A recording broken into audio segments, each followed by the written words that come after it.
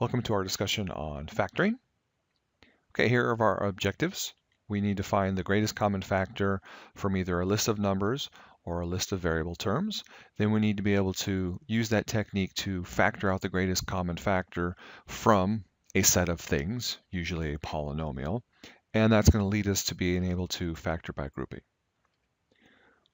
Let's get some simple vocabulary out of the way. Know what a greatest common factor is. It's just something that two things have in common. You also probably need to know what a term is and what a polynomial is, because I'm going to keep talking about these things. Because although we're going to start with some basic examples of numbers, everything's going to be leading up to the most general cases when we're having a polynomial. So a polynomial would be anything like this, right? 3x squared, let's say, plus 3x plus 5, right? And terms are all of the things that are separated by pluses and minuses. So if you had like I don't know why that happened, but if you had 2x squared y cubed minus, let's say, 31xp to the fifth, right, plus 12q, that's a q, to the fourth. That's also a polynomial.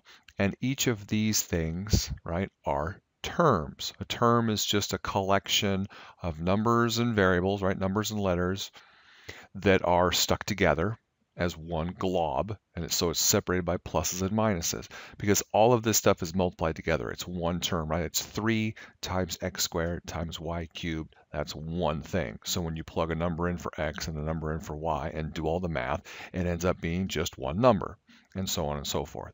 So those are terms. So when we talk about terms, we're going to want to be able to factor all of those things.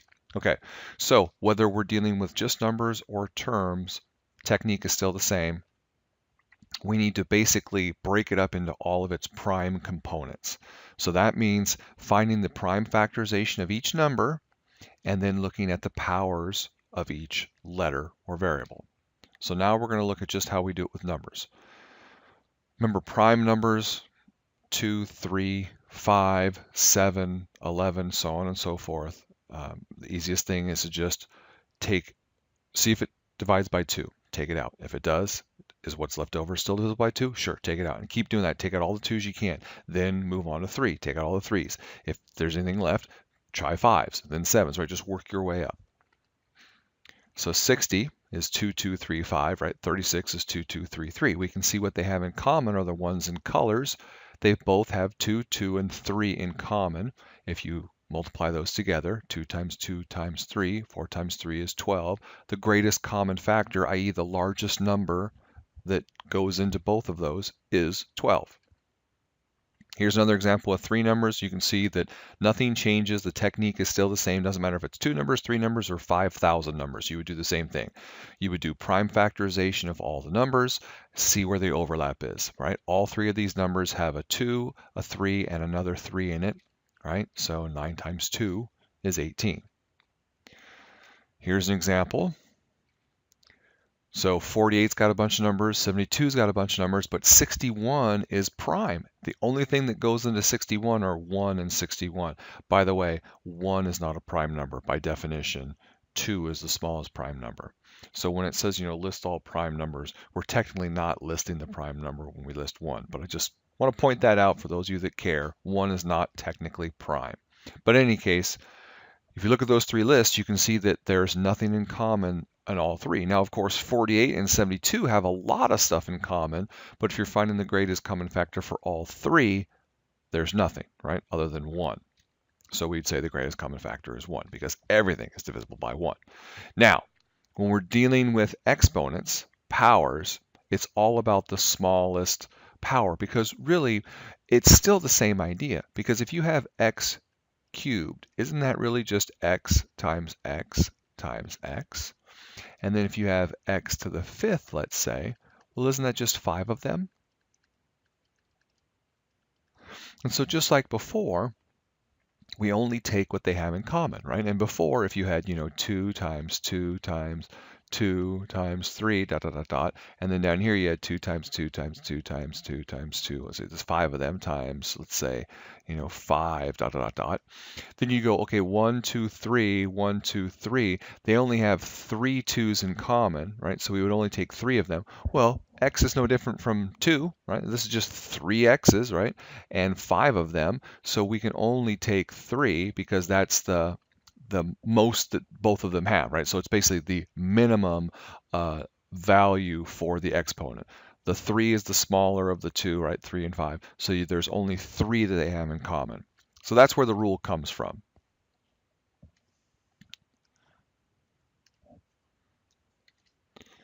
So here it is in practice, dealing with numbers and letters. We prime factor the two numbers and see that they both have a 2 and a 3 in common. Then we look at the powers, and the smallest power is 2. So we put the 2 and the 3 together, we get 6. We get the highest power of 2, right? And thus the answer is 6x squared. It's just that simple. So we can do this again with a whole set and go, all right, well, what do they all have in common? They all have x's. What's the highest power? 7, great. No, 8, great. That doesn't matter. What's the lowest power? 4. So they all have at least 4 or more x's, so we can take 4 of them out of each. They're also all negative, so we can pull a -1 out of all of them. Do they all have y's in them? No, that last one doesn't have any y's, so we can't factor out any y. So y will not be in our greatest common factor. So instead, we'll just have x to the fourth. And you might ask yourself, well, what about the negative? We normally don't take negatives out. We can. Negative x to the fourth would be a completely legitimate answer as well. But usually when we're creating factors, we want positive factors. So we normally don't take the negative out of everything. But it's not always that. Sometimes we will take the negative out. We might prefer to do that. So sometimes the better answer is in fact negative x to the fourth. So just know you could do either or and it's fine. It just all depends on what you're trying to accomplish. It's usually safer mathematically to pull out positive ones, take out that x to the fourth, because when you take out the negative, it requires you to remember to change signs, and there's a lot of places where you can mess that up. So it's safer, unless you're forced to take out the negative, it's always safer to factor out the positive. It leads to the possibility of less mistakes. So just take that as a tip, please. Okay, so here are the steps all written out. Pause the video and read it, but we've gone through them. You understand how to do it. Okay, so some cautionary tales, right?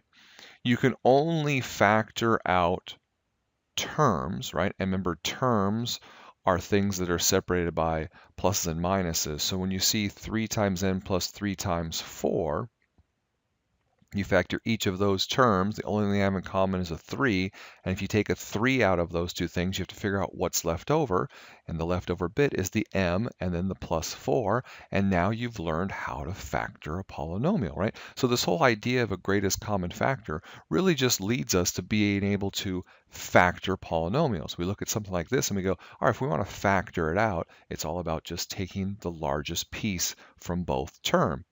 So you would do the greatest common factor of 24 and 40, right? You would list out all the primes for 24, the primes for 40, and you would see that it ends up being 8. And then, of course, the smallest power is x cubed, so you can take an x cubed out of both, and then you figure out, okay, what's left? If I take an 8 out of 24, then 24 divided by 8 is 3. When I take 3 x's from 5, there's 2 of them left.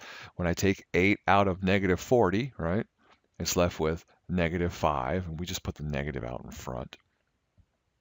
And then, of course, we took all 3 x's, so there's nothing left there.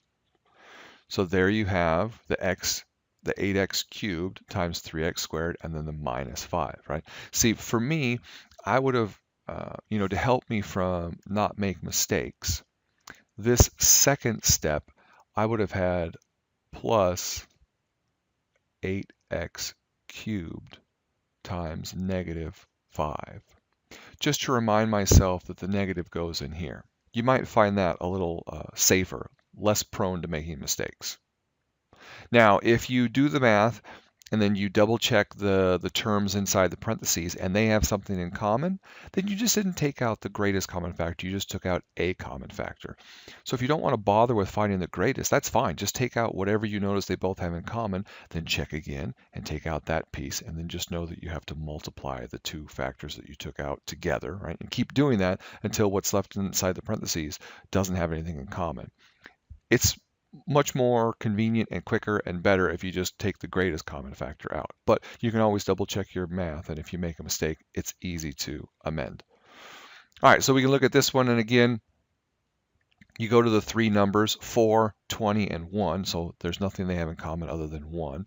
You look at all three of them, they all have x's, they all have y's, so you can take out the smallest number of x's, which is a square, the smallest number of y's, which is a square, so you take x squared, y squared out of everything, and you just figure out what's left. Put the what's left pieces all together inside parentheses, and you've now factored that polynomial. It's that simple, guys, right? So you're learning how to factor polynomials by just pulling out what each term has in common. And that's the most basic way of factoring anything. Don't forget that if you take everything out of a term, right? That last term was x squared, y squared, and we factored that entire term out. We took x squared, y squared out of everything. It doesn't just go away. You have to remember that that's technically x squared, y squared times 1. So you have to have that plus 1 left. Otherwise, if this 1 wasn't here, when you multiplied this out, you wouldn't have this term, right? So that 1 is there to make sure that when you multiply these two things together, you get x squared x squared, y squared. So be careful. If you factor everything out of a term, it doesn't disappear. What's left over is the 1. Let's try another one where we're going to factor out a negative common factor. Now, I told you this isn't normally done, and technically, if this was me, I would not do it this way, but I want to show you this example just in case there comes a time where you have to factor out a negative factor. It's much safer to factor out a positive factor. But when you take that negative 3 out of each thing, the first one doesn't have anything left. Negative 3 out of negative 15 leaves you a 5, and negative 3 out of 6 leaves you a negative 2. The highest power of x is x squared, so the last one doesn't have any x's. The middle one has 1 left, and the first one has 3. And it's just that simple. Okay, so be careful when taking out the negative because signs change, right? The first piece, x cubed, is positive. The second piece is plus 5x because you took out that negative. And then the last piece becomes negative because plus, right, positive 6x squared. When you take a negative out, you got to have negative times a negative, get you back to a positive. So if this is making your head swim, which probably for some of you it is, just remember, don't factor out the negative. Factor out 3x squared, right? If you took 3x squared out of everything, you look at this and go, oh, well, there's negative x, and there's 3 of them left, right? There's negative 5x, and then there's plus 2. And there's nothing wrong with that answer. Okay, how about factoring out a common binomial factor? Here, when we look at these two things, we can see that they both have z to the 4th minus 3 as a factor. So you can obviously factor that out of each piece. And then what's left over? Well, you've got a w squared on the first one and a 5 on the second one. So those put together as w squared plus 5. And this is what they call factor by grouping. Usually what happens is it starts off looking like this. And then you ask yourself, all right, how the heck am I going to factor this? Because normally I factor by taking something out of everything, and there isn't something that they all have in common, right? They don't all have an x, they don't all have a y, and even all the constants don't have anything in common, right? Because the first one is a 3 and a 2, the next one's a 2 and a 2, the next one's a 2 and a 5, and then the next one's a 3 and a 5. So they don't have anything in common. I can't even factor out a common number. So what you do is you try factoring by pairs. You take any two numbers. This is the beauty of this. You don't have to worry about which two do I try because it'll all come out in the end. It doesn't matter. Normally you pick whatever two numbers you kind of recognize as having the most in common. So I would look at the first two and go, well, they both have an x and they both have an even number. That's pretty good. I could also take the second and the third because they both have y's, and again, they both have an even number, right? But if I took the first one and the last one, so 6x and 15, they really only have a 3 in common. So you see what I'm saying about it depends on where you go. So usually it's easiest just to pick the first two and see what happens, and if it doesn't work really well, try a different pair.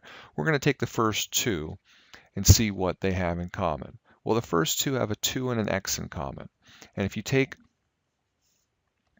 a 2x out of this, you can see that in this pair, you're left with a 3. And when you take 2x out of here, you're left with a 2y, right? Because 2 times 2 is 4. You see how that works? So now you're going to look at these two and go, what do they have in common? But keep in mind that you need this to happen, right? You need to have this same thing that's inside the parentheses.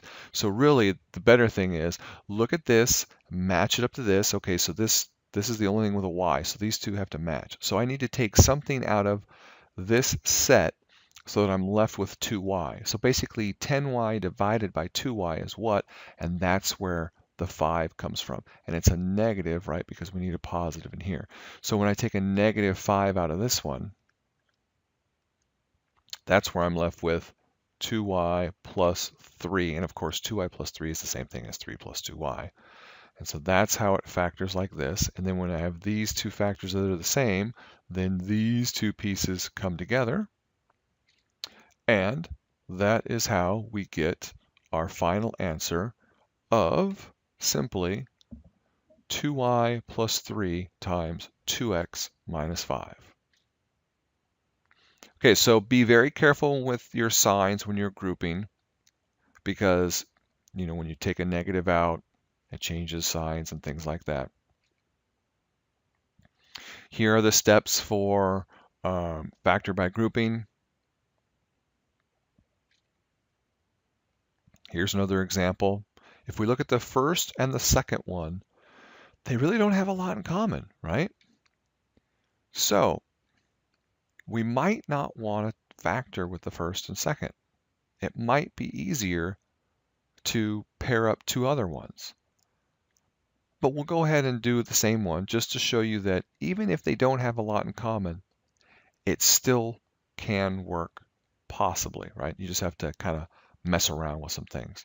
So those first two things, all they have in common is a 2. And then when you look at the second two things, all they have in common is an a. And when you do that, the two parentheses don't match. This doesn't work, right? These two factored terms have no binomial in common, so we'll have to group it a different way. So now we look at it again and go, all right, what pieces have more in common? Well, the first one and the last one, right? You could have thought maybe first and third, because they both have A's and they both have 5s. That would have been a good pairing. Or first and fourth. They both have A's and they're both even.